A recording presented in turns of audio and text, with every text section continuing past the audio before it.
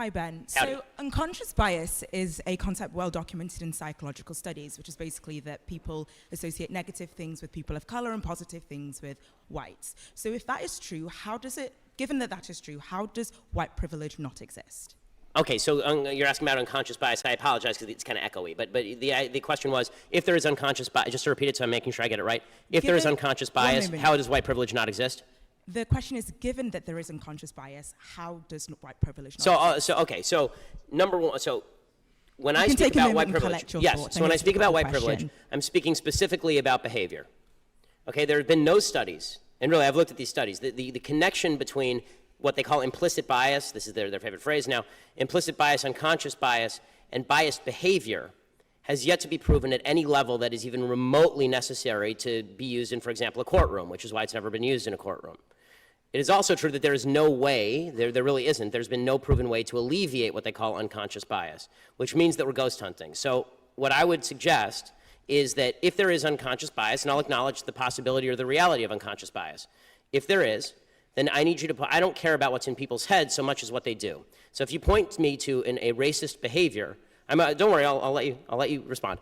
If you point me to a racist behavior, I'm happy to stand alongside you and protest it. What I can't do is protest about things in people's head that I don't know about because I'm not a mind reader. Okay. Yeah, and what he said was true. Everyone has unconscious bias. That's something that everyone has. White people have unconscious bias towards black people. Black people have unconscious bias towards white people. Black people have unconscious bias towards even other black people. And white people have unconscious bias towards other white people. So everyone has that. So I don't know how she concluded that because there's unconscious bias, therefore there is white privilege. How do you even conclude that? And this is my problem with these liberal students. The conclusions they come to are so stupid. So that's a really interesting response. And to that, I have two questions. Firstly, what I've heard you say that this is something that, the way people think doesn't affect their behavior.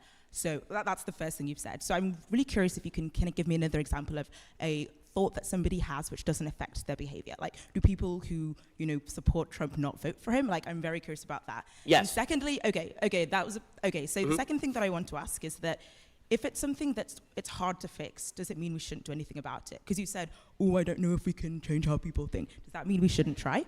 I mean, first of all, not a great impression. But beyond that,